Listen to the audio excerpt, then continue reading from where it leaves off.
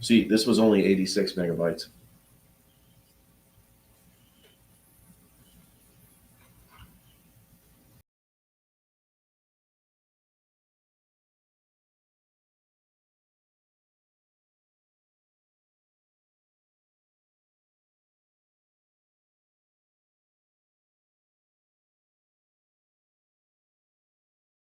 Welcome back, everyone, to Inside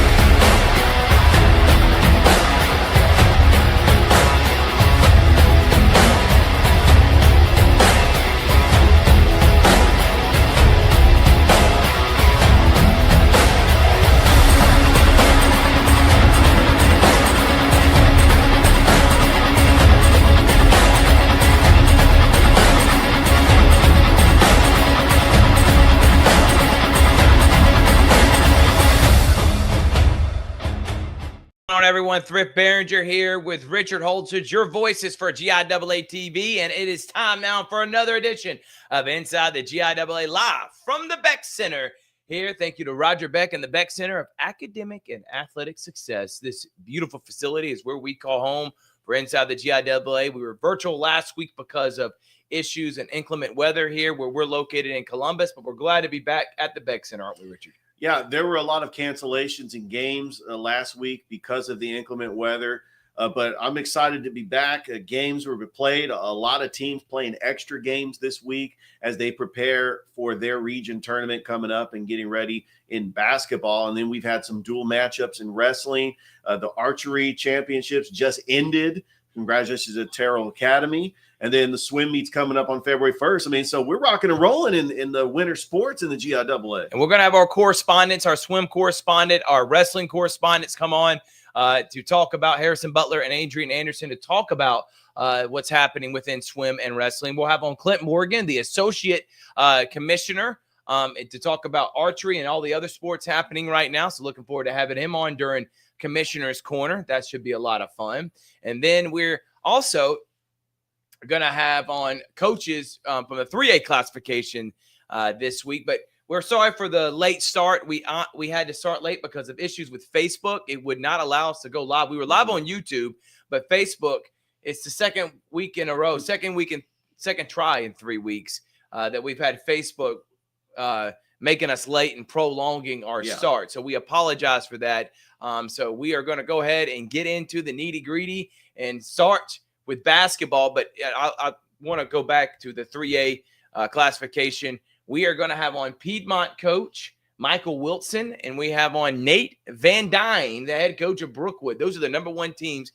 And Piedmont with the girls, Michael Wilson, and number one Brookwood for the boys, Nate Van Dyne, part of a few good minutes here on Inside the GIAA. Can't wait to do that, Richard, can't you? Yeah, I can't wait. So far, we have talked to the single A and the double A number one ranked teams, and we're going to talk to the number one ranked teams in 3A for this week. And then next week, we're going to talk to the 4A teams that are ranked number one. So I'm excited about that. Basketball season, I can't believe the basketball season is almost winding down. I mean, it feels like it was just yesterday that we were looking at the season for basketball as it coincides with the end of football season. And the winter sports is getting ready for their championship. Before you know it, the spring sports are going to be here. And that's going to be exciting too, because, like baseball is starting to practice. And like here at the Beck Center, the Pacelli baseball team is practicing already. And then we also have the other sports, track and field, and we're just excited. Golf, tennis. I mean, it's going to be an exciting spring sports as well. And soccer. Exactly. So we're going to take a quick break. When we come back from break, we're going to talk about basketball, give you the updated rankings from each classification here on Inside the GIAA on the GIAA Facebook page and GIAA YouTube channel. Be right back after this.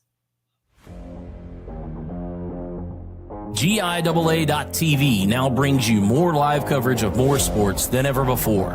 Announcing GIAA.TV Lite with live coverage of swim, wrestling, cheer, and more.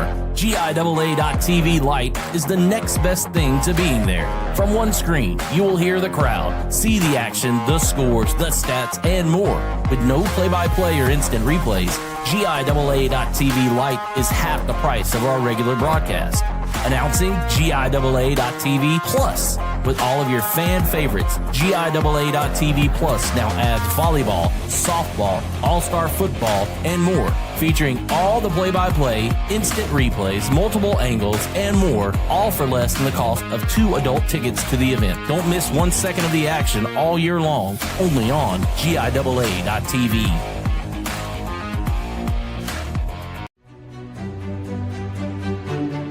This copyrighted broadcast, presented exclusively on GIAA.TV, is copyrighted by the Georgia Independent Athletic Association, a division of the Georgia Independent School Association, for the private use of our audience. It may not be retransmitted, reproduced, rebroadcast, or otherwise distributed or used in any form without the express written consent of the Georgia Independent School Association.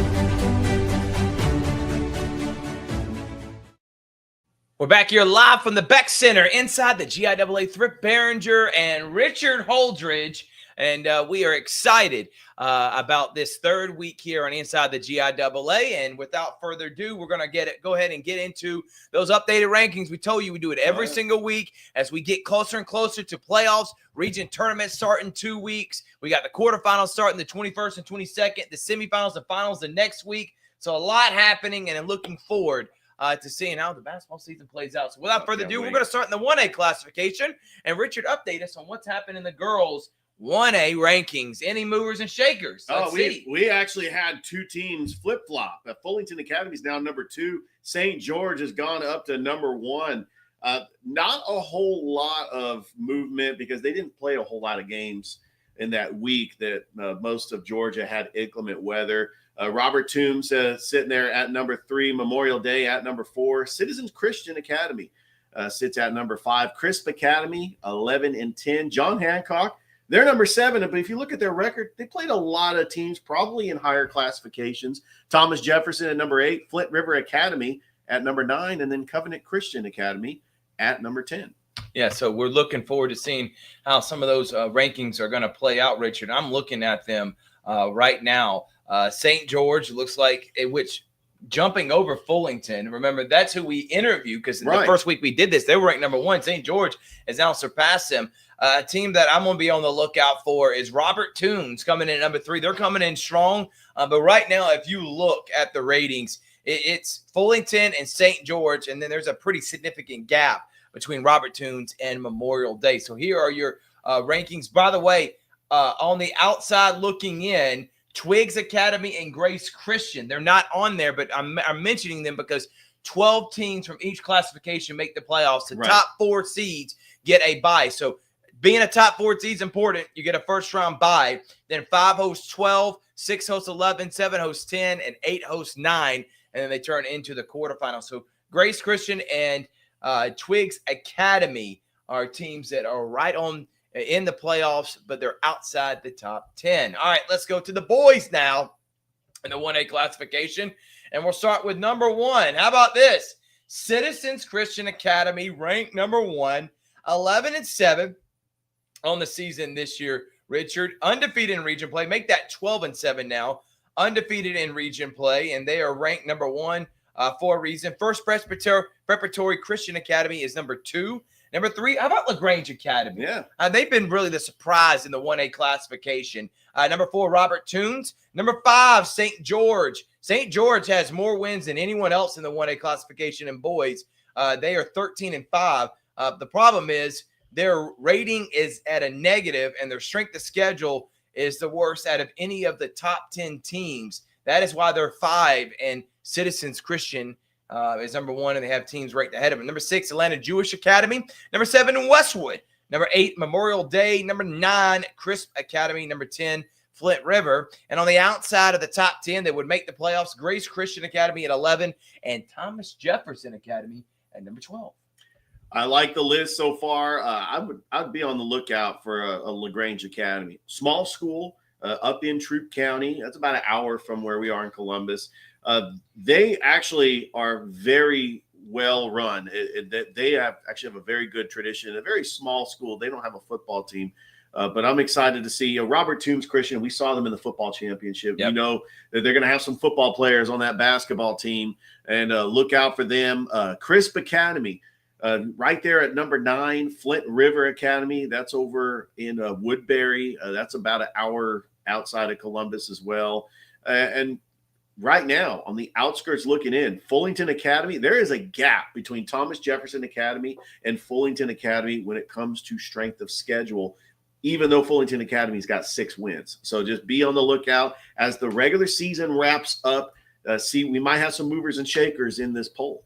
Yeah, we will, and that is the 2A classification for girls. Central Fellowship right now, they're the most dominant team in 2A, and they're ranked number 1 for a reason. They have a higher rating than anyone else. Again, big gap between them and Southwest Georgia. They come in at number 2, as you may mention. A team to look out for, Briarwood Academy at 14 and 5.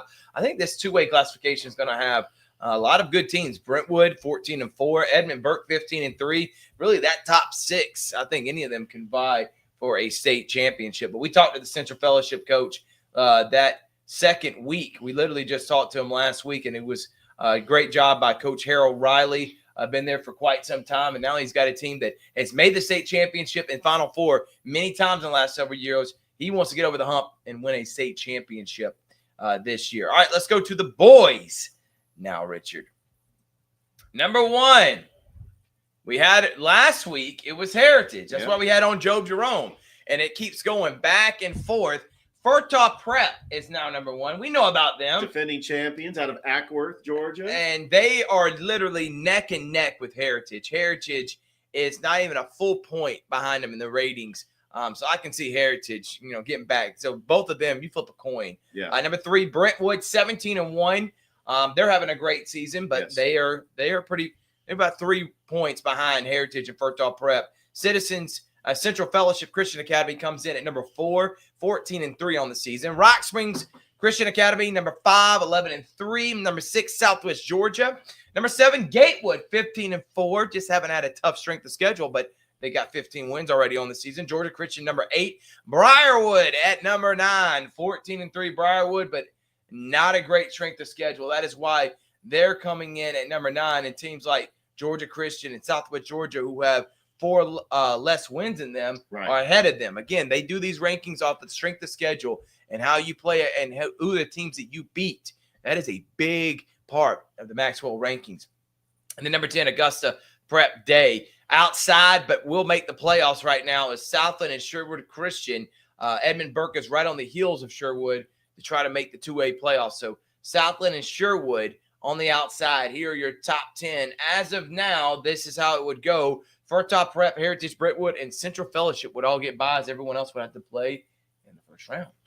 Yeah, just be on the lookout for Southland and Sherwood. Sherwood out of Albany. They've had a history of winning championships, so they got some talent there. And then Southland Academy right there in Americus. They have played a tough schedule, but I think that they can make some noise in the playoffs. I think they can too. Let's move on now to the 3A girls, Richard. All right, and the 3A girls, the number 1 team is Piedmont. They've got a 17-3 record, followed by Lakeview. That's 12-6. Terrell Academy, undefeated, and they are ranked 3rd. They are out of Dawson, Georgia, and they haven't played a whole lot of tough opponents, and that's why they're there at number 3. And number 4, Frederica Academy, also undefeated, and they are at 14-0. And one of the reasons why is because their strength of schedule. You look at Lakeview, I mean, they got 6 losses. Their strength of schedule is the highest of any team in 3A, followed by Westfield School. Now, Westfield School is 9-7, but they are in the same region with a bunch of 4A schools, and that's why they're ranked 5 in 3A, despite their record. Number 6, Westminster Schools of Augusta at 11-2. And number 7, we got Brookwood right there down in Thomasville. They're got a pretty good record, but look at the difference between they got a strength of schedule, and then there's a huge gap between number 7 and number 8 with John Millage, who is 6-11. But John Millage has always had a history of playing tough opponents, and that's why even in football we saw John Millage have a losing record, yet they were ranked in the top 10. And then we got Pinewood Christian at 8-10. Now we got a little bit of change. We got Dominion Christian at number 10. Dropping to number 11 is the defending champions, Deerfield Windsor. 8-12, but they lost a lot of players from that championship team last year. They would still make the playoffs. And then St. Andrews wraps up the top 12 on the outside. And I just don't know if we got enough time in the season for Tift Area Academy to make a run. They're 2-13, and then followed by Valwood. There's 14 teams in 3A, and only 12 make the playoffs. Yeah, and I'm that top 4 in their classification. It's about as tough as they come. Lakeview, the defending champion, number 2. Terrell and Frederica both being undefeated, and Piedmont. If that is your semifinal, I would flip a coin, and I can't wait. We'll be there at Columbus State. So the 3A and 4A classification will be at Columbus State, the semifinals. Wednesday and Thursday, the 26th and 27th. We'll be on the call for that. And the 1A and 2A will be at Bruton Parker. All the state championships will be that Friday and Saturday, the 28th and March 1st at Columbus State University. So we are excited about that.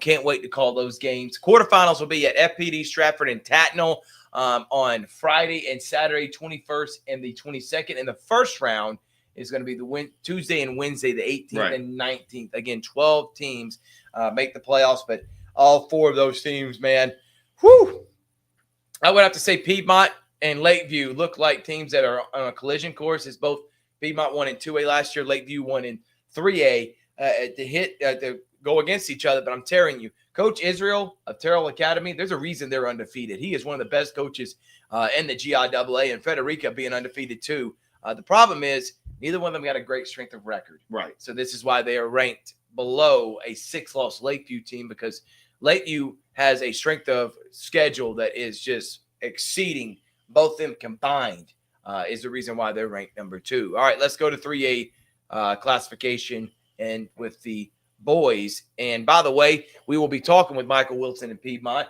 later on in the show. And I did a pre-recorded interview with Nate Van Dyne of Brookwood, who is number 1 right now. Brookwood, he's in his 3rd season, has lost each year in the quarterfinals. Lost to Frederica last year. Yeah. They were 26-2 going into that game, and Brookwood ended up losing to Frederica in that quarterfinal matchup. Coach Van Dyne's team is 21-1. They're playing excellent basketball. Got a tough stretch coming up. St. Andrews comes in at number 2. They played in the state championship game last year as they lost to, I think, Lakeview in that state championship game. Number 3, Deerfield Windsor, only have 1 loss this year. Lakeview comes in at number 4, the defending champion.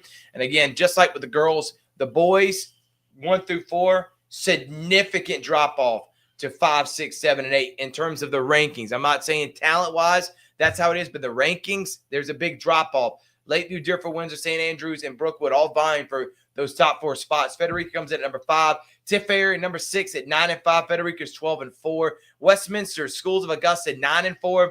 Number 8, Valwood at 10-8. Number 9, Dominion Christian at 11-7. Number 10, Terrell Academy at 8-9. And then the 2 outside the top 10 that's not on the list, but that would be in the playoffs, Westfield School at 6-10, and John Millage Academy at 5-10. Richard, your thoughts? By the way, Brookwood is ranked 2nd overall out of all the GIAA schools, right behind Pacelli. I see a collision course possibly with St. Andrews and Lakeview once again, but don't sleep on Deerfield Windsor. They won a football championship. Could they win a basketball championship? That would be great for the school.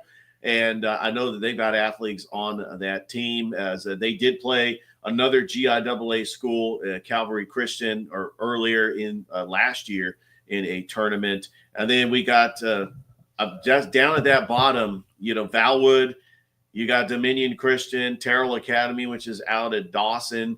I mean, we know that they're all in that same area, Valwood, Terrell Academy. They're going to end up playing each other, and we'll be interested to see what the playoffs is going to be. Remember, the first 4 teams get a first-round bye. So 5 would play 12, 6 would play 11, and so on. So I'm interested to see how the 3A boys pan out.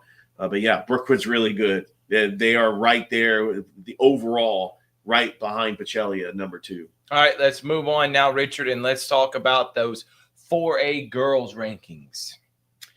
Well, Athens Christian, coming from the GHSA Division I last year, playing their first year in the GIAA, well, they haven't skipped a beat.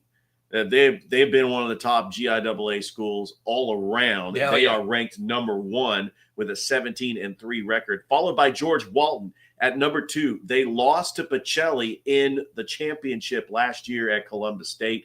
Stratford Academy, we know they've always had a great program out of Macon. They're in at number 3. The Pacelli Lady Vikings went from 3 to 4. They lost to a GHSA school, Harris County, which is a 4A school, but it was a close game. Pacelli is still undefeated in their region.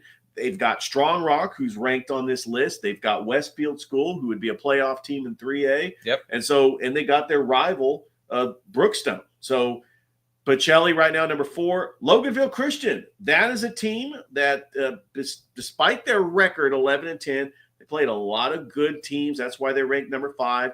You look at Strong Rock and their record, 17-2. They're there at number 6 because they have not played a tough schedule. FPD, well, they always play a tough schedule, being there in Macon, having to play all those Macon schools. at 10-7. Same with Tatnall Square, another Macon school. The Keens Academy has been the surprise of this rankings. Coming over from the Gaps, the Keens Academy was a team that lost in the championship in the Gaps last year, making a very good transition with a 9-2 record, but they do play some Gap schools like Cherokee Christian. Yep. And so they still got a lot of those Gap schools on their schedule. And then finally rounding it out, well, there's such something about Macon. Mount DeSales, 8-10. They're right there at number 10. Yeah, and Tallulah Falls, number 11, and Bullock Academy at number 12. Looking forward to seeing how both of those teams are going to face off and being able to make the playoffs. Calvary Christian comes in at 13. They're looking on the outside, and they're right on the heels of Bullock. If they can get hot, maybe they can make it. A couple teams of note. Pacelli at number 4. That's a little bit surprising as defending champion. Stratford having a great year at 15-2. George Walton's played in the last 2 state championship, won one and lost one. And Athens Christian, I mean, what can you say about them? They're phenomenal. They got size. They got athleticism. And they're ranked number 1 for a reason.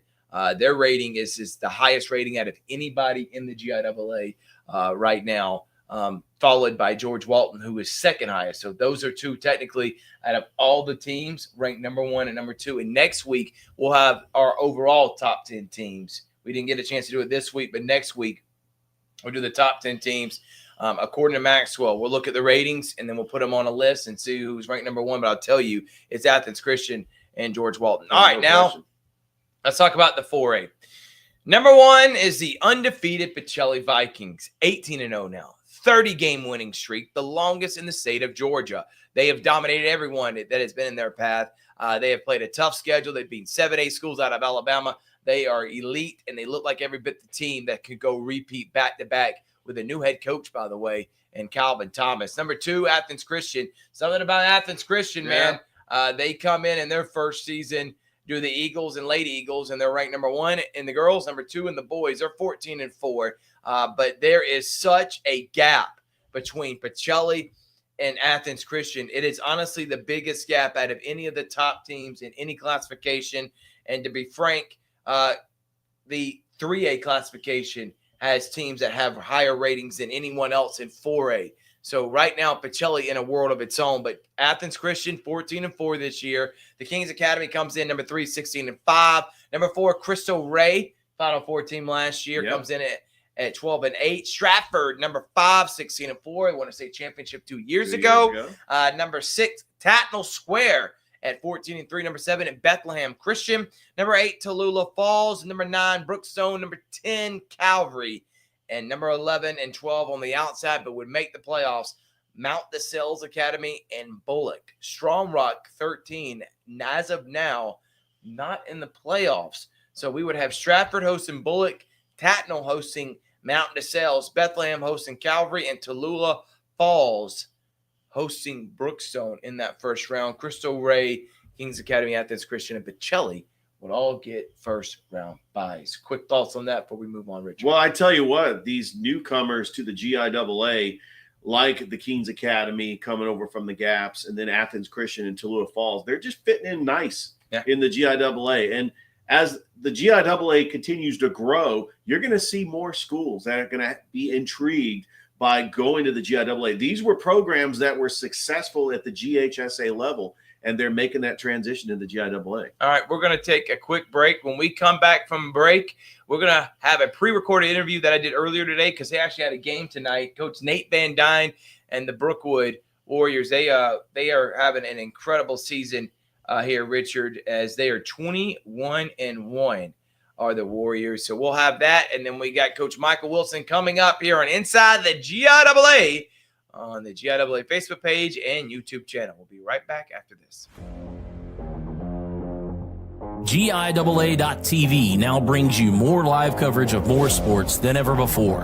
Announcing GIAA.TV Lite with live coverage of swim, wrestling, cheer, and more. GIAA.TV Lite is the next best thing to being there. From one screen, you will hear the crowd, see the action, the scores, the stats, and more. With no play-by-play or instant replays, GIAA.TV Lite is half the price of our regular broadcast. Announcing GIAA.TV Plus with all of your fan favorites. GIAA.tv Plus now adds volleyball, softball, all-star football, and more, featuring all the play-by-play, instant replays, multiple angles, and more, all for less than the cost of 2 adult tickets to the event. Don't miss 1 second of the action all year long, only on GIAA.tv.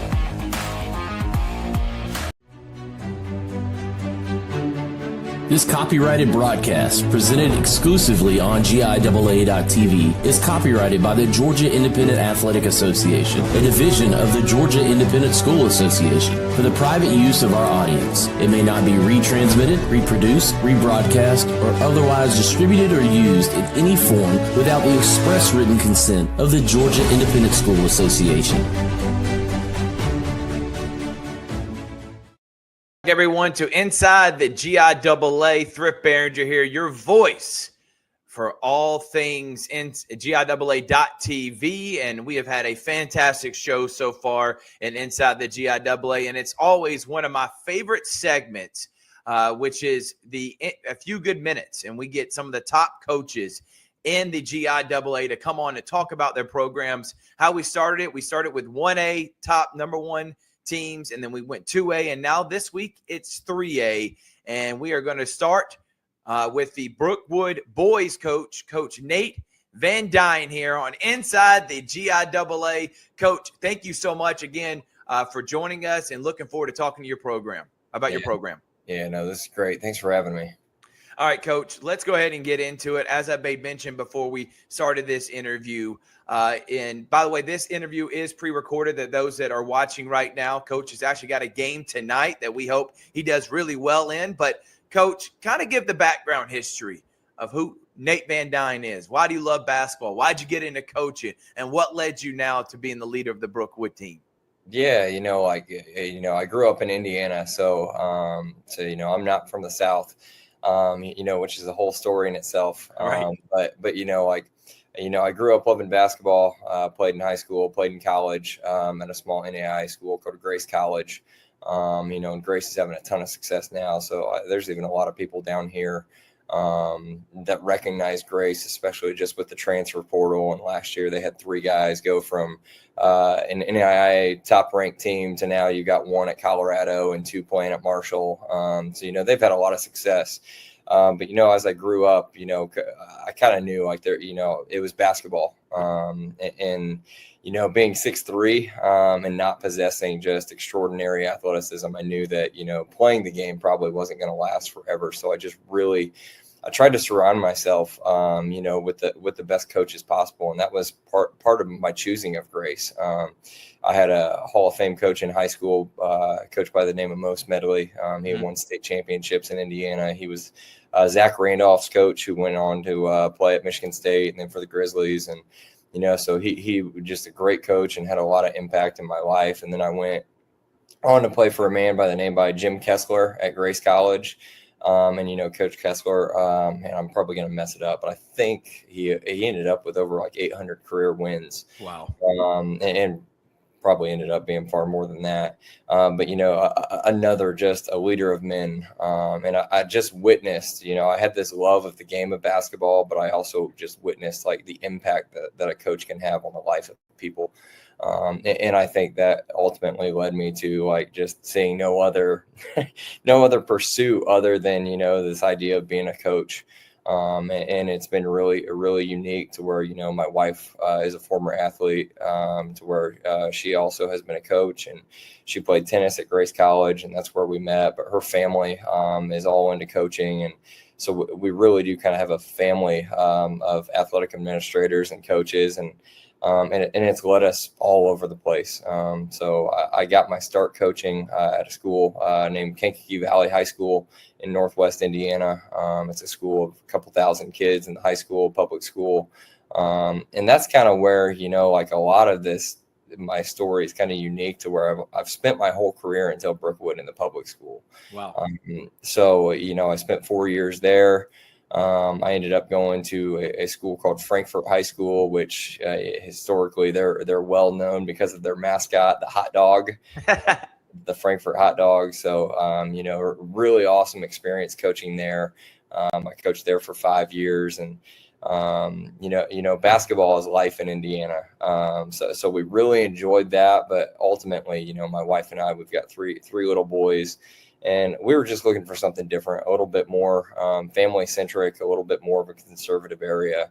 But a place where we kind of felt like, we could have a little bit of all the things that we wanted, the family life, but also hopefully we didn't necessarily have to live this like nomadic coaching lifestyle where you just move, you're on the move every couple of years. So, and that's where Brookwood came up, and we fell in love with it. We fell in love with Thomasville, and we're in our third year here now. And you've done a great job building that program up, Coach. And I'm always interested in hearing these stories. I actually played college basketball too. Now, I'm not as tall as you and probably nowhere near as good as you were, but I learned early on, and I was playing at the junior college level. I'm like, okay, it takes a special type of athlete. I can shoot the lights out of the gym, but I can't jump, and there's only so much a 5'11" white guy could do that doesn't have that much athletic ability. But that's awesome, Coach. And where did the coaching part come in? Did you know at an early age, yeah, this is something I want to do once I'm done? Did it come once you were in college? Where did that passion to take on and lead programs come from? Yeah, like kind of like I said, like, in Indiana, like, I mean, basketball is like a religion. So like, I think just being around that, like there's just so much tradition and history across high schools in the state. Indiana University's got 5 national titles. Purdue is having just a tremendous amount of success right now to where, like there's a lot of enthusiasm for the sport. And, I think I always had, just because I was undersized, I was a center in high school, and being a center at 6'3" isn't, that's by no account stellar. But I think like I always viewed like, having kind of a viewpoint for, how can I gain an advantage, by, watching film or having, better technique or having better practice habits. I was always kind of trying to figure out, what are those underlying details that could give me an advantage. And, I think the more that I explored those, the more I was able to help kind of relay those to others. And just the passion I had for the game, it just kind of let one thing to the next. And like I said, I was surrounded by great people that ultimately poured into me, and it just kind of gave me that passion to hopefully return the favor and pour that back into others. We're talking with Coach Nate Van Dyne of the Brookwood Warriors, who has his team number 1 in 3A, 21-1 overall this year. And we're going to get to this year's team, Coach, but we got to talk about the foundation you laid. You won 22 games in your first year, and then last year, Coach, you were ranked in the top 3 the entire season, 26-3. You had that game. You come up short against Frederica. How did those games and those moments lead you to what is your best team and looking like a team that could win a state championship? How did those moments help your team? Yeah, I think ultimately, like, anytime you have unprecedented success, like, is leadership important? Absolutely. We throw the word culture around so much that it's probably overused. Like, one thing that you do need is skilled individuals around you. And, obviously we've got a lot of them, so we currently have, and we've had really good players. So, and they've bought in, they play hard. They're great teammates. So, I mean, ultimately, like the recipe for success isn't difficult, but, in theory, but in execution, it's very difficult because it's day after day after day. So, ultimately, I think, we've had the benefit of, 2 years ago, we were just so young. We started, we had a couple 8th graders that played. And even now on paper, we're young. So we only have 2 seniors on the roster. Wow. Obviously, both of them, they contribute heavily, but, a large degree of the guys that play heavy minutes, they're still underclassmen. But I think through it all, we've grown together. They've played a lot together. But I think too, like even in the successes, we still haven't gotten over the hump, with a state tournament win. And, pairings have been difficult. Yeah. 2 years ago, we played Lakeview, and they're going to be right there in the mix of it. And then last year we played Frederica, who was uber talented, and they're still talented this year, even though they lost a lot of people, and it's just, there's no easy path once you get into a one and done in the postseason. But ultimately, like, our big focus is, like, you can only control the controllables. And I think in basketball, like, I go back to kind of my Indiana days, like, we grew up with Coach Knight, and you can think of whatever you want of Coach Knight, but, just a brilliant basketball mind. Yes. To where he's just nationally and worldwide respected for basketball theory. Maybe not as much personality, morale, and Right. but he is known for motion offense and defense. And we know, we've kind of adopted that, we've got a lot of talented guys, but, your efficiency in the half court can sway night to night. Like, one night we'll shoot it fantastically and the next night we'll shoot it just horridly, to where we've really tried to hang our hat this year and just being elite on the defensive end, but not only just elite when that shot goes up, but finishing it and making sure it's a one-shot possession and winning the rebounding battle. And we've done a great job of that. We emphasize single-digit quarters to kind of measure that. We think if we can get 1 or 2 single-digit quarters, it's going to give us the upper hand and allow us to win, as long as we don't return the favor and give a single-digit quarter offensively. But we've only had 2 games all year where we haven't gotten a single digit quarter. And there's only been 2 games this year where we haven't won the rebounding battle. So that's really been the emphasis, to try to control the controllables. Because I think, they say it in football all the time, defense travels, line play travels, in the weather or no weather, like, it's going to work. And we feel like, whether we play in Macon or Atlanta or here in Thomasville, like, who knows how we're going to shoot, but we can guard in all of those places. So, we're really emphasizing that. 21-1, Coach. You got a game tonight. You are taking on Florida State University High School. So that is going to be a lot of fun to be able to see y'all take on that team, Coach. But this year's team, I want you to, you can name players and talk about guys who are key contributors on the hot start. Your only loss is to a team out of Florida and Crossroad. Like you made mention, you have been dominant throughout the year. Still got a tough rest of the way, and this is a really tough 3A classification. You know about that, but talk about the key contributors on this team that have made it special. Yeah, it starts for us with Walker Jackson. He's 6'9". He was just named a GIAA All-Star. He was All-State last year. Yeah. And he kind of, he's been at Brookwood his entire school career. So I mean, I think it's always a feel-good thing when they're homegrown kids. But like, as a sophomore, when I got here, he was a sophomore. He was 6'6". And just, I mean, we kind of joke, like, he was unplayable. I mean, he was soft, he just didn't play hard, but so much of it came back to, like, just belief in himself and confidence, and he just wasn't there yet. And he really grew into himself. Obviously he did physically grow a couple more inches. But man, like, I still remember, that sophomore year, toward the end of it, he got that first dunk. And it almost game changer. It was a springboard to now he's trying to dunk everything. Yeah. And he had a phenomenal junior year, but now, like, he's signed a full ride to Embry-Riddle Awesome. University, so he's going to do some big things in the future, and he's got a great landing spot. But it starts with him. He's the anchor of our defense. We do play a lot of zone. We just really think, 6'9" guys in high school are unique. There's not very many of them. I'd be a fool if I didn't keep them around the rim as an anchor defensively, but also just as a finisher in offense. So, he's kind of the central point, but man, we got talented guys around him that just don't allow defenses to collapse on him. And ultimately they also protect him defensively. And, we've got 3 sophomores. Levi Williams plays the point for us. Roscoe Jones is kind of a do-it-all player for us, and Jordan John, he's just kind of a sniper from 3, a left-handed kid. And all 3 of those guys do a great job, and they've gotten a lot of games in. We added a kid this year, Thomas Lee. He's been at Brookwood most of his school career, but he plays so hard now. And he's really added a new element to our team. Just in fight, we've got senior Birdie Bryan, who has started quite a few games for us this year and had some good moments. But we've got 2 other guys that are just, and that's ultimately the thing that, like, we've really tried to sell. Like, great teams have so many good players that you can't play them all. So, and ultimately it takes sacrifice, especially to not have dissension amongst the group.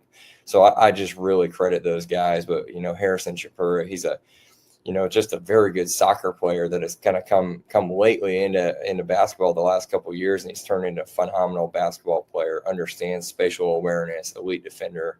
And Will Stevens, he's kind of in our 8th position right now. He started all year last year, and just guys have gotten better. He has definitely not gotten worse, but it's just a byproduct of us getting better. He's in that 8th spot, but got a lot of starting and playing experience. We have a very well-rounded group with a lot of guys that can play multiple positions. And then on top of that, like I said, you've got guys beyond that can challenge you in practice. Our JV team's undefeated right now. Yes. A lot of good problems to have. But like I said at the beginning, anytime you have unprecedented success, you got to have good players. And we've got that. Coach, you are trying to win a state championship this year, but you play in the 3A classification. You got Lakeview, who's the defending state champion. Deerfield Windsor's only got 1 loss. St. Andrews is a great school. You mentioned Frederica, and that's not including Valwood, Westminster, and Tift area, but that top 5 is about as good as any classification we have in the GIAA. What are some of the things you want to kind of shore up these last couple of weeks as you head into playoff stretch when, anything could be up for grabs at that point, especially the fact that the quarterfinals, semifinals, and the finals all at a neutral location? That's right. Yeah. For us, we're really kind of focused on us. I mean, obviously, we have the big picture going on to where we're stockpiling film right now on everybody and trying to be ready and have stuff ready. Because I think, the more data that you can get, the better that you can be prepared. But we got a couple things we're just trying to finish out and just make sure that we're peaking at the right time. Like I tell our guys, if you peak now or we peak at Christmas, that's not good. I mean, you see it every March, somehow some team a lot of times comes out of nowhere and they win the whole March Madness tournament because they play well at the right time. And that's what we want to do. So we're like I said, we've got enough talented guys that we're still trying to iron out kind of the rotation and what that looks like and who plays best together, who plays well at the right moments, who finishes halves, who starts a half. When do you get guys quick blows to maximize themselves, whether it be into quarter or beginning of quarter, whatever the case is. We're still trying to iron that out because ultimately we're just trying to peak in efficiency. And I think we've been there most of the year defensively. I think it's the challenge for every team. Once you get into the half court on offense, which that's what's going to happen in the state tournament. I mean, good teams just don't let you run. And obviously that's when we're best and that's when everybody's best because you're playing an advantage. But ultimately we're just continuing to just iron out, offensive concepts and, the flow of how we want to play in the half court when the transition stalls. That way we can continue to be efficient, score points, and continue to advance in the tournament. Can't wait to see it, Coach. I'll be there for the semifinals and finals. I'll be on the call, and hopefully your team will be there for that. Final question, Coach, in about 60 seconds, if you can, kind of give your speech to everyone in the GIAA about what makes Brookwood such a special school and why you called it home these last 3 years. Oh, man, that's going to be hard to do in 60, but I'll try. It's everything, I think the community, and we talked about our team, you got to have talented players. You've got to have, it's about people. And we've got talented coaches, talented teachers. We have great administration here. And I think that attracts great people because they want to be a part of that. So ultimately it starts with the people. If you've ever been on Brookwood's campus, beautiful place to be. But ultimately it goes back to the people. And I'll tell you, being from the north, the food sure isn't bad here. I mean, it's quite there. So if you ever come down to Thomasville, you're going to have plenty of places to hit up. But, no, it's about the people and just we have exceptional people that are leading us to a great place. Well, Coach, thank you so much. Good luck the rest of the season, and congratulations on being ranked #1 these last couple of weeks here in the 3A classification. Hey, appreciate it. Thanks for having me. That is Coach Nate Van Dyne of the Brookwood Warriors. Man, he has got a fantastic team. That is a bright coach, and looking forward to seeing how his team plays out. All right, we're going to take a break. When we come back, we got more of a few good minutes with the head coach of Piedmont, who has his team ranked #1 after winning a state championship last year. It's Thrift Barringer inside the GIAA. We'll be back after this. This copyrighted broadcast, presented exclusively on GIAA.tv, is copyrighted by the Georgia Independent Athletic Association, a division of the Georgia Independent School Association, for the private use of our audience. It may not be retransmitted, reproduced, rebroadcast, or otherwise distributed or used in any form without the express written consent of the Georgia Independent School Association.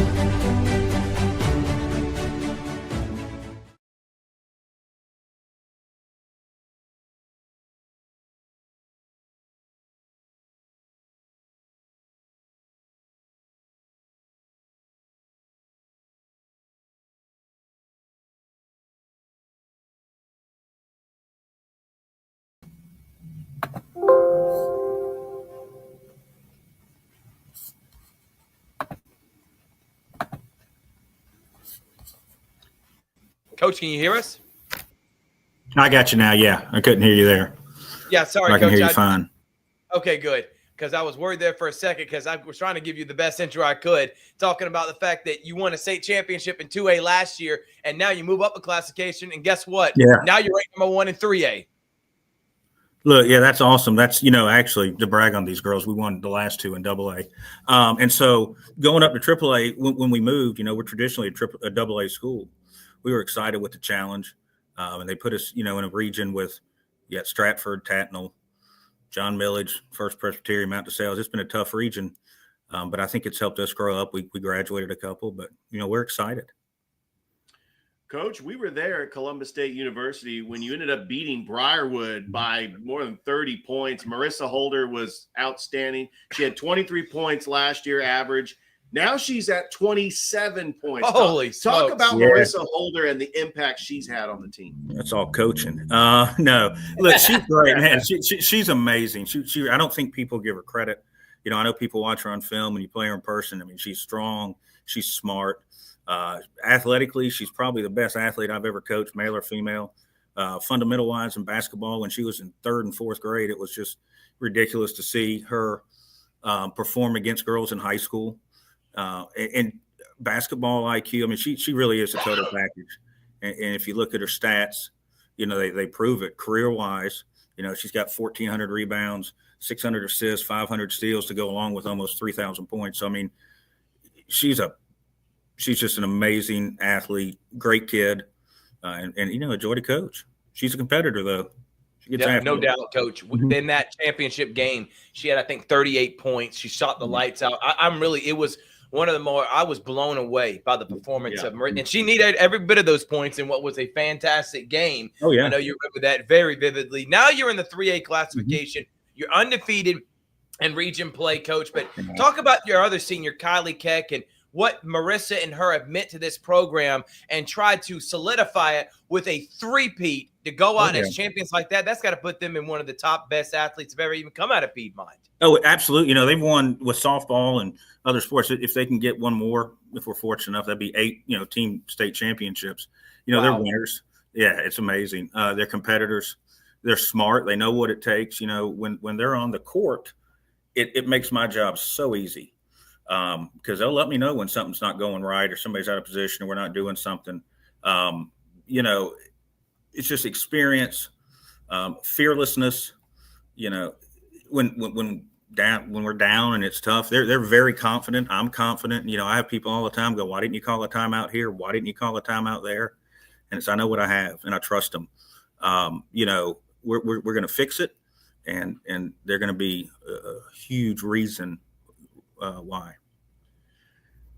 Coach, I know the saying, a championship is a championship, but is there a different feel if you're able to win a championship at the 3A level? Because I know the competition, it might be a little bit tougher because you're facing schools that maybe have a higher enrollment and they're a 3A. But winning championships at 2A is great. But how special would this be to win a championship in 3A and be part of that unique school that wins championships in multiple classifications? I mean, I think it validates what type of student athlete we have and how talented they are. We felt all along, and we've tried to play as tough a competition as we can, just to be ready for it. We felt that over the long haul, we can compete with them.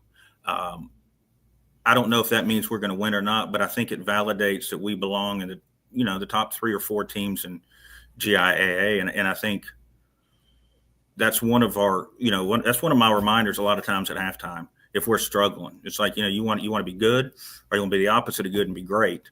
And to be great, we sacrifice, we work together, and we work through it. And these girls are, they understand it. And I'm excited to have the opportunity to put it on display for people that hadn't seen us. And I think a lot of these schools and teams that haven't seen us that we've played, they're taken a little aback by, I think, how talented and athletic these girls are. And I think they'll be ready for us the second time around, and that makes me really nervous. But I think we'll be ready. Well, Coach, your team is 18-3, as I mentioned, 6-0 in the region. But I want you, Coach, if you can, briefly kind of give a background history. I'd like all the coaches to do this on what led you into coaching, what led you to being a part of the game of basketball, if you will. So if you can, kind of give us the background history of who Coach Wilson is. Absolutely. Like Nate said, my family originally is from Indiana, so I grew up in a basketball family. I grew up down here. They already relocated. And I came about teaching kind of backwards. I didn't get into teaching until I was 30. I was in sales and marketing. I had a lot of friends in coaching. And I thought, it'd be a great job, get your summers off, which, was foolish. And so I got into it really to coach. And as I got into it and started to develop these relationships with kids, it kind of grew on me. I played a little high school basketball, and my dad reminded me that, like you said, 5'11", I can shoot, but I'm really slow and I can't jump. Right. The sport's going to pass you by. But we still loved basketball, talked about basketball, grew up coaching little kids through when I was in high school in rec ball. Just always had a coaching bug. My mom and dad were huge, and my brother fans and supporters, and we learned the game. And then as I transitioned into education, it's just a natural fit for me to do that. And I was in public school, I think, for about 14 years. Started out in Henry County, went to Newton County, was at a middle school. I tell everybody all the time, I was the last guy to cut Eric Stokes. He was on my middle school basketball team in 7th grade. I was dumb enough to cut him. He played in 8th grade. Had a lot of talent in Newton County. Coach boys, came to Piedmont to coach boys. And about 2 years in, they said, you want to give girls a shot? We need a girls coach. And from that point on, that's it. The rest is history, right? Man, multiple championships. It was, a little bit of luck goes a long way. First 2 years I was here, I tell everybody they thought I was an idiot. Won 10 games in 2 years, and you get a little bit of talent. But those girls, the first couple of years, bought in. They hadn't had a regular coach, created culture, and culture matters, like Nate says. But talent helps. Culture and talent together is definite. Coach, not only did you make the jump from 2A to 3A, but you play in a district with a bunch of 4A teams out of Macon, Stratford Academy, FPD, Tatnall Square, Mount to Sales. You also got John Millage in there. Talk about not only making that jump to 3A, but having to play 4A schools in your region, and you're undefeated in the region. Yeah, that's it's tough. And I tell you, we still look like a AA school. Yeah, we go and all these other teams have 1, 2, 3 big girls, and it's a challenge for us defensively. The gyms are bigger. Now we love these gyms because they're great shooting gyms. We shoot the basketball a lot, and it's night in, night out. It's a challenge. Even teams that they say are down this year in our region, they're better than a lot of teams we played in regions in years past. So we have to show up every day. We've been able, fortunately, to develop some depth, especially with these makeups. It's so challenging, but we knew we were up to it. We just had to get used to it, get our feet under us. The second time around, these next 4 games we have are big for a lot of reasons, and I think they're going to be as difficult of games in a row that I've ever coached with these girls, because even though home or here, we've beaten all these teams, and I'm not real sure, they were expecting to lose, because they're traditionally really good basketball teams, and they don't lose 2 times or more in a year to somebody. So, yeah, that's a great point, Coach. And by the way, Stratford number 3 in the 4A classification. They play Friday, and that for one, this region's going to get you battle tested for what should be a fantastic 2A playoff run. But Coach, final question, and I like doing this for every coach that we have come on, because we want you to promote your programs, your athletes. We also want you to promote the school and why this is a unique place that you've called home for such a long period of time, and why it's special, in your opinion. Absolutely. And it's just, an opportunity to be at a school, an independent school like this, where it's K5 or K4 through 12. Actually, it's K3. Don't play that again. K3 through 12, and to see these girls, like the girls graduate, and they were in second grade when I came here. You see them grow and develop. You get to know their parents. A lot of times, their grandparents were the ones that built the school. I use another one of my players, Sarah Ellen Stroud. She third one in her family to come here. Her parents, her granddad was head of school here, and they're still here. Like, they're still in the gym. They support you. They do anything for you. If you need help, they come here and work. It's a great environment to have your children. I have 2 children here, one in 4th and one in 10th. And it's like their second home. And, you got eyes on them. People take care of them. It's coming from the public school to this was such a culture shock in a positive way. I wouldn't trade the experience the last 12 and 13 years at Piedmont for anything. I mean, it came at a time in my life when I needed a little more family atmosphere at work. Public education, it's got a lot of great qualities, but it can burn you out. And you can get back in here and kind of get to where you really feel like you're making a difference. And then 10 years later, see the tangible results. It's very rewarding.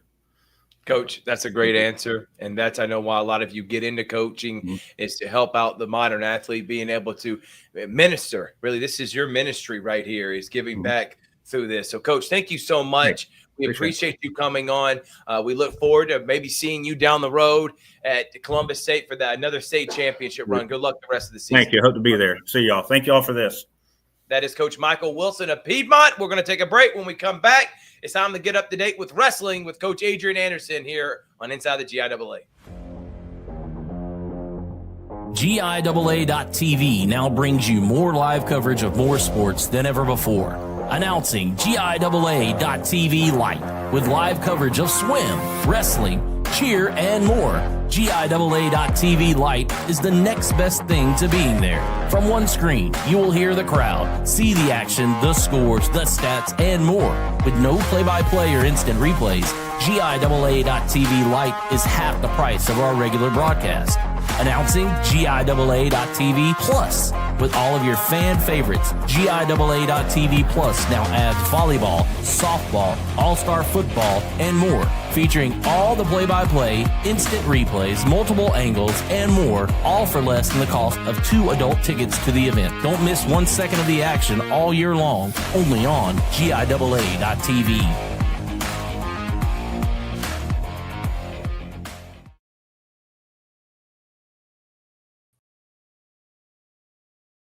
Here on Inside the GIAA and Georgia Independent Athletic Association Facebook page and YouTube channel. Sorry about that. And we are excited, man. Week 3 of this, and I have loved every second of it. And now we're going to go to our correspondent, our wrestling correspondent, and a daggum good guy. He is Coach Adrian Anderson of the Pacelli Vikings, who's also a wrestling correspondent, a Hall of Fame wrestling coach. Coach, thank you so much for joining us, and looking forward to you giving us up-to-date information on how those state championships went. It's great to be here. The state championships were outstanding. It was good to see it grow.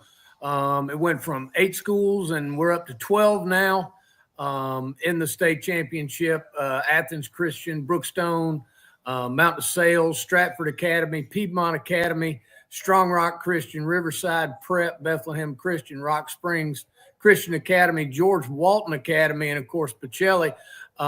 Bullock Academy was also supposed to be there. They were held out by weather, but it was a fantastic event. Really enjoyed being there, even though it didn't turn out the way we wanted to. It was the best event we've had so far. That's awesome, Coach. I love hearing that. I love hearing about how the sport is growing. You're all about exposure. Can you give us up to date on how everyone placed and who ended up coming out on top? Well, it came out like this. Athens Christian pretty much dominated their way to the finals, and then won 58-22 over Strong Rock. Of course, Athens Christian beat Piedmont in the semis. We lost to Strong Rock. but Strong Rock finished second. They were very strong. They have a very strong team, well coached. They're doing things right over there. Very physical team. When you go wrestle them, they're going to come after you. Going on the backside, Pacelli wrestled Piedmont Academy for third. We came out on top of that, 42-39. Coach Meadows and I have gone back and forth for years, but I think we've had, I think he said 5 matches with them over the last few years with a total difference in the score of 8 points. Wow. But it was a great night. It was a great day of wrestling. Some really good wrestling going on. Even in the both sides of the bracket. It was really encouraging to see how far we've come. That's awesome, Coach. Now kind of update everyone that's watching right now. What are the next things coming up? I know we got region, then turns into individual state. So when are those dates and when are those happening? Well, we've got the region coming up this weekend. 4 regions. Region 1 is the south or southeast region. Bullock appears to be the strong team there. I haven't seen much of some of the other ones, but I have seen Bullock. They've got a pretty strong team. Region 2, you've got Brookstone, you've got Southland, you've got Pacelli. Three-way race in that one. It'll be interesting. It'll come down probably to who gets the most bonus points and is able to push the most kids into first and third. Region 3, you've got Riverside Prep, you've got Strong Rock, and you've got somebody else in there I saw earlier. Atlanta Jewish, and Athens Christian is in Region 3. So that's going to be real interesting. Strong Rock, I think, can give them a run for their money in a traditional tournament. That's going to be a really interesting region. You're going to see a lot of 1s and 2s come out of there that might be the 1s and 2s in the state tournament as far as seeding goes individually. An interesting school in there is Atlanta Jewish. They always come. They usually don't have very many kids, but they've usually got 2 or 3 absolute hammers. Very impressive bunch to be around. Region 4 is over there. That's the Mount DeSales, Piedmont, Stratford, Tatnall, Westfield region. Again, that's a very thick. That probably top to bottom, that may be the best region. With Piedmont, Mount DeSales, Rock Springs, Westfield. Westfield always has just hammers. They come out and are very aggressive, very well coached, very well disciplined wrestlers. So it's going to be interesting to see what happens in a lot of these regions as far as who comes out individually and where the seeds fall for the state the week after that. Well, Coach, thank you so much for joining us. Look forward to talking to you next week and updating us on how those regions went and who's going to be vying for state championships. So thank you, Coach. We'll see you next week. I appreciate you having me. That is Coach Adrian Anderson. When we come back, Richard will talk with Coach Harrison Butler for swimming, and then we'll wrap it up in the cleanup poll, as I said, with Associate Commissioner Clint Morgan here on Inside the GIAA. This copyrighted broadcast, presented exclusively on GIAA.tv, is copyrighted by the Georgia Independent Athletic Association, a division of the Georgia Independent School Association, for the private use of our audience. It may not be retransmitted, reproduced, rebroadcast, or otherwise distributed or used in any form without the express written consent of the Georgia Independent School Association.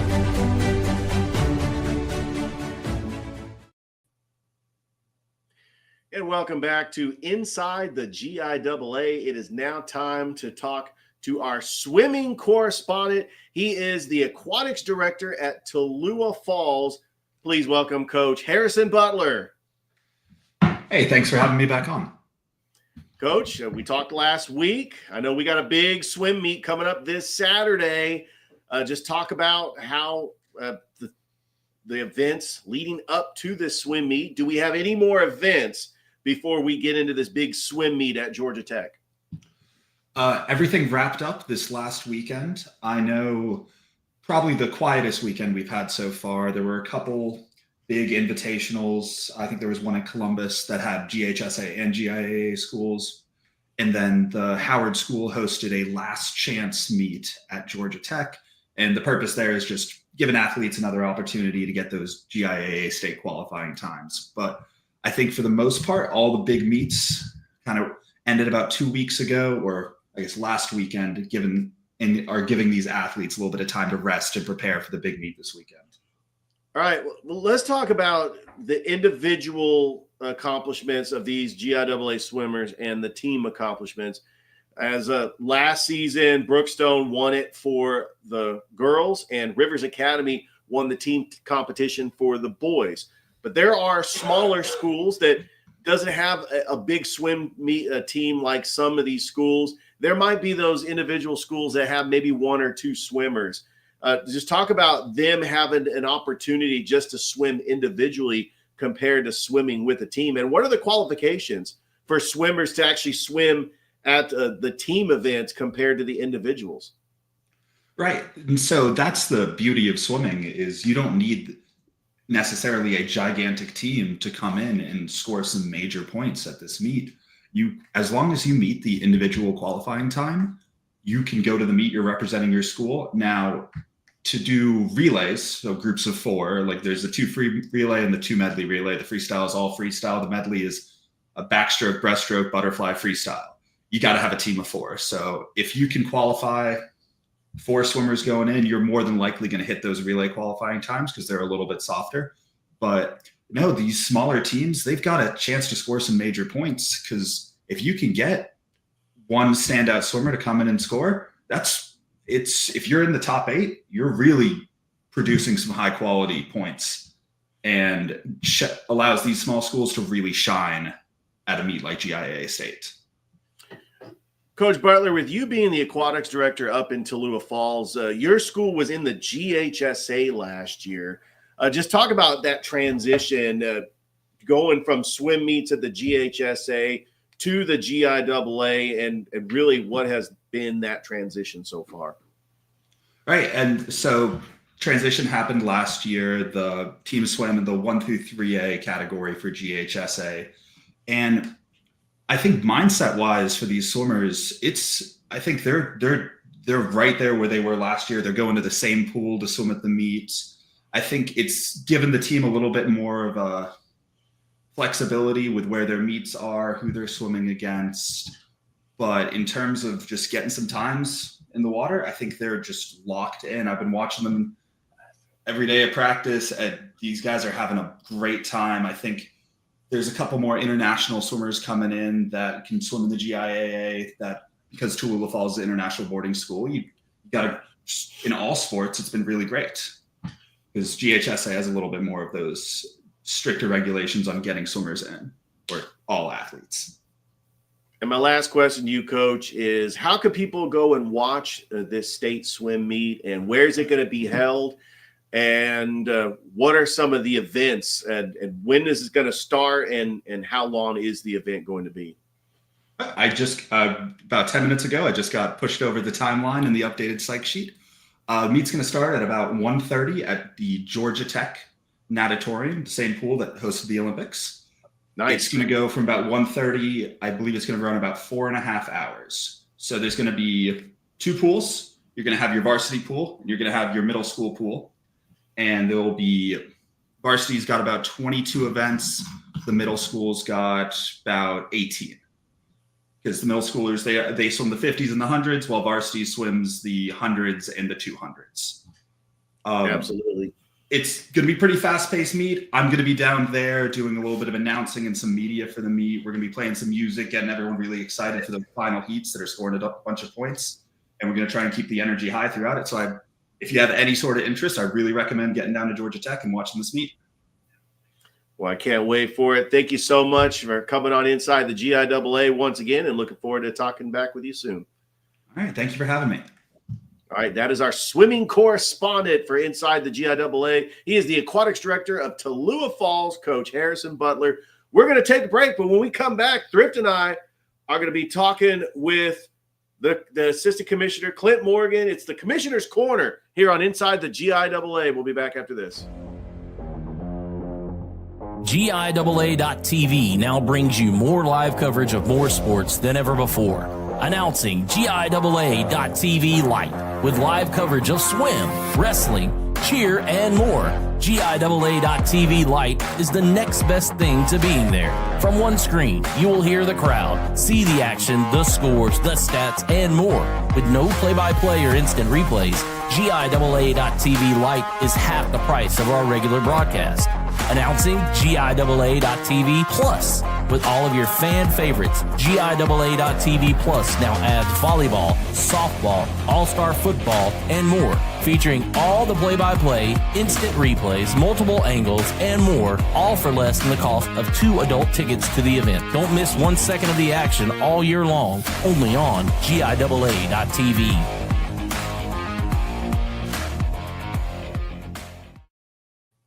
Welcome back to Inside the GIAA. Barringer, Richard, Holdridge, and we're having a great time. We are having fun. And we're going to keep moving on here on Inside the GIAA. We're on the GIAA Facebook page and YouTube channel. And don't forget, I also want to make note before we get the Associate Commissioner, Clint Morgan, on. The archery contest happened over, and we do have the results. Terrell Academy ends up coming out on top as the overall score. So congratulations to Terrell Academy out of Dawson for the winning the archery championship. So I wanted to give archery a big shout out. Well, if Facebook didn't mess us up, we would have had that in our intro, but Facebook prolonging us, we had to Facebook did not squeeze our want intro us to in. be great. No, but it's okay. This next guy's great, though. We're going to bring him on. He is the guy that gave us our opportunities, man. He sure did. He is a very bright mind, a long-time coach, and doing a great job helping lead everyone in the GIAA. His name is Clint Morgan. Clint, thank you so much for joining us on Inside the GIAA and Commissioner's Corner. Hey, guys. Appreciate you having me on. All right, let's go ahead and get into it. Update us on what's happening. Richard Bay mentioned about the archery championship. Seems like these next couple of weeks we're about to have a lot of championships between wrestling, swimming, archery, basketball. So kind of give us a State of the Union, if you will, Clint.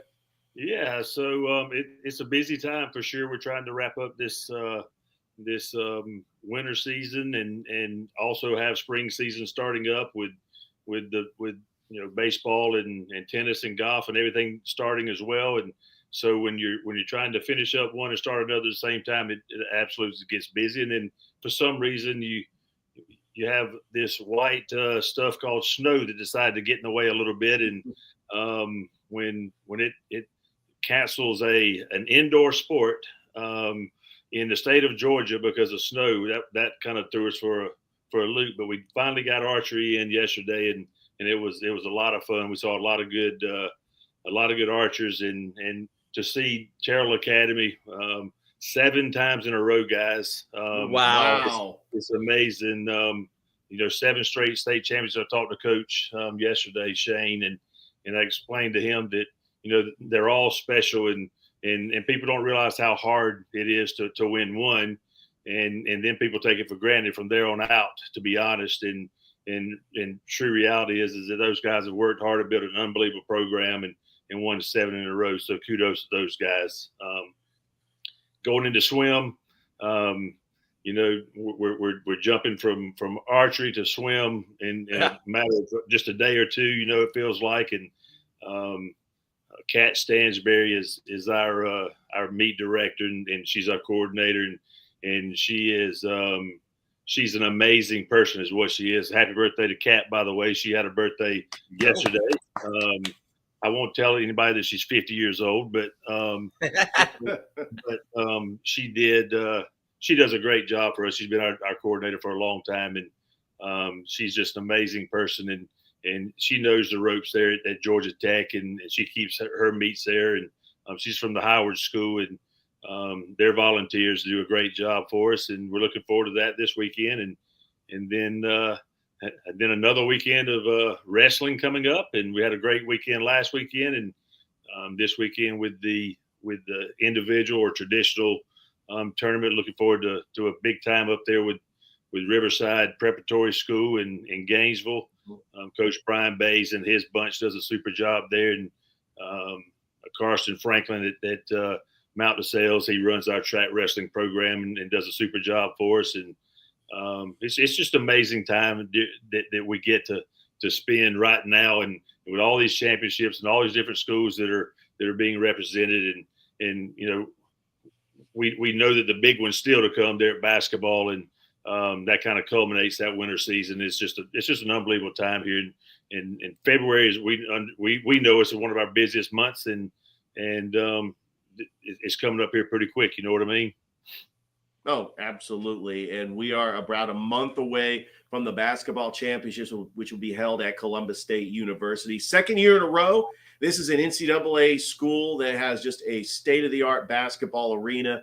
Just talk about the planning and preparation that goes into putting on an event in the city of Columbus that holds all the classifications in the GIAA at Columbus State. It's going to be 2 days, but there's a lot of logistics and just planning that goes into this event to make sure that it goes off without a hitch. Well, there is a lot of planning that goes on, and I can assure you that it's not done by me. It's done by Kent Copeland. He is our basketball guru.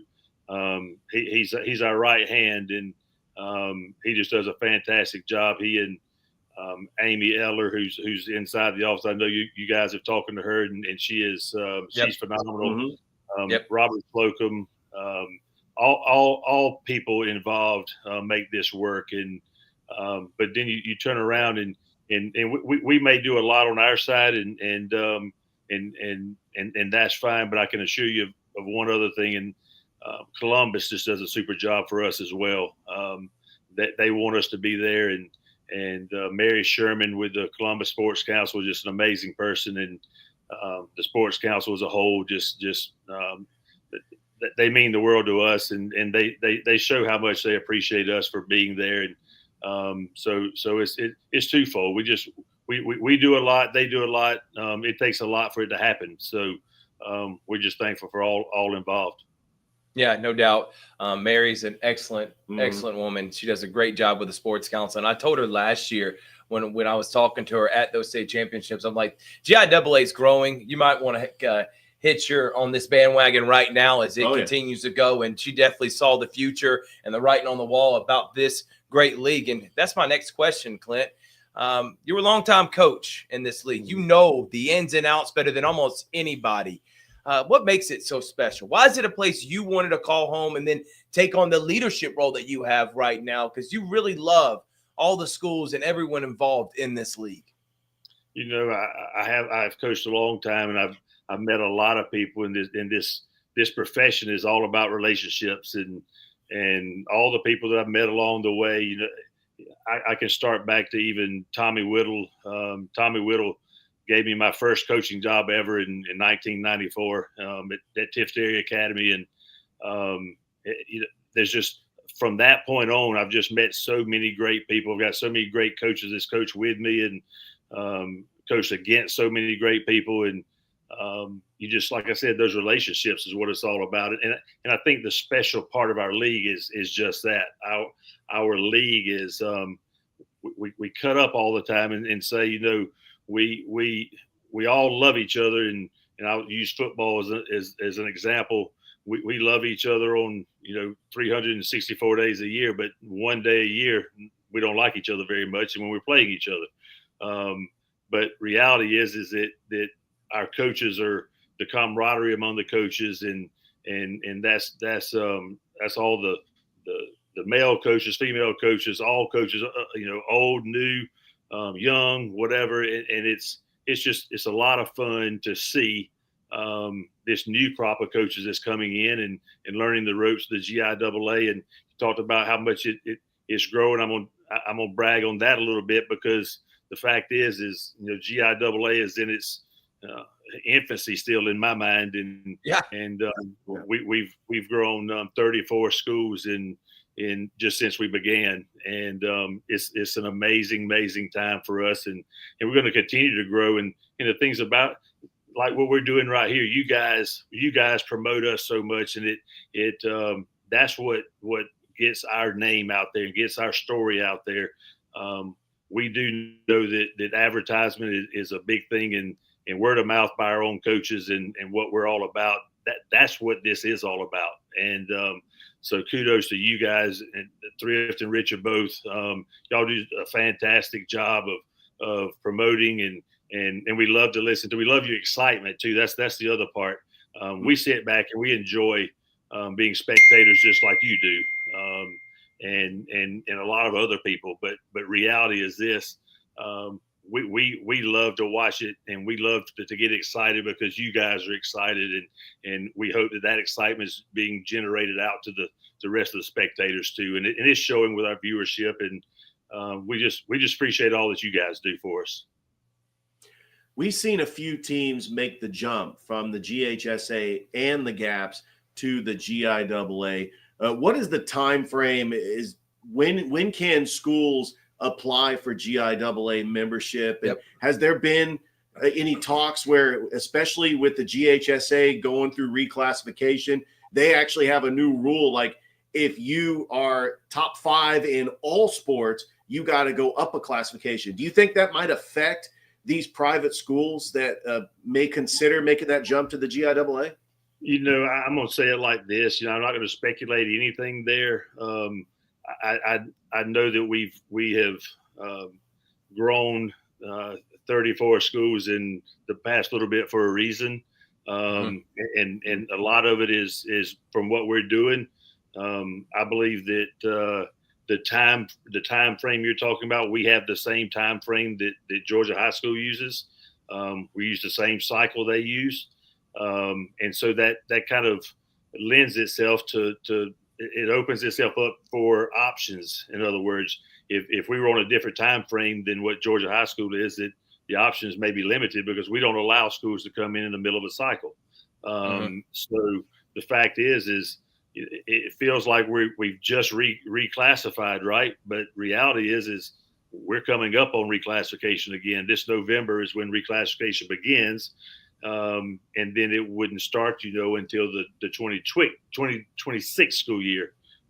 So it's one of those time frames that sneaks up on you every single year, or every 2 years, that is. But people can apply at any point. They go through a process that they get vetted and making sure that they're fit for our league. And we use heads of schools to do that. And if they get accepted and voted into our league, then they begin on at the beginning of a cycle. So we're another year away from schools being able to start with us, but we'll know in November if those schools are going to be in the league beginning the following year. And again, a lot of the reason why the league has grown is because of leadership like you, Tommy Marshall. And I want to say a shout out to Tony Morgan, who is our advisor, our mentor for GIAA.tv. And Clint, thank you again for you, Stan Whitlock, for allowing me and Richard the opportunity to be the voices. We are going to shout from the highest mountaintops about this league, and we'll continue to do it. And we're excited about basketball season coming up. Oh, yeah. We got baseball and soccer state championships and more, all on GIAA.tv. Thank you so much for joining us, Clint, and we look forward to seeing you real soon. Thank you. Appreciate you having us. And in the words of Tommy Marshall, go GIAA. I love it, man. Thank you to Clint Morgan. We're going to take a break. We'll be back here on Inside the GIAA. GIAA.tv now brings you more live coverage of more sports than ever before. Announcing GIAA.tv Lite with live coverage of swim, wrestling, cheer, and more. GIAA.tv Lite is the next best thing to being there. From one screen, you will hear the crowd, see the action, the scores, the stats, and more. With no play-by-play or instant replays, GIAA.tv Lite is half the price of our regular broadcast. Announcing GIAA.tv Plus. With all of your fan favorites, GIAA.tv Plus now adds volleyball, softball, all-star football, and more. Featuring all the play-by-play, instant replays, multiple angles, and more, all for less than the cost of 2 adult tickets to the event. Don't miss 1 second of the action all year long, only on GIAA.tv.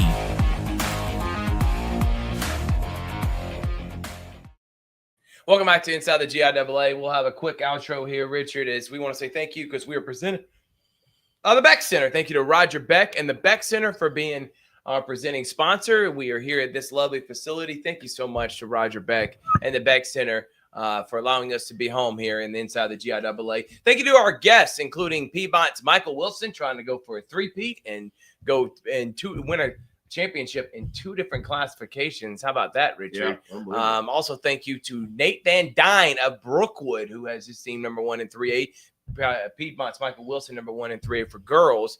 Brookwood's Nate Van Dyne, number 1 for the boys. Also, thank you to Coach Adrian Anderson, our wrestling correspondent, Coach Harrison Butler, our swimming correspondent, and, of course, Assistant Associate Commissioner Clint Morgan for coming on to our Commissioner's Corner. Fantastic show, wasn't it, Richard? Absolutely. Always love the Inside the GIAA show.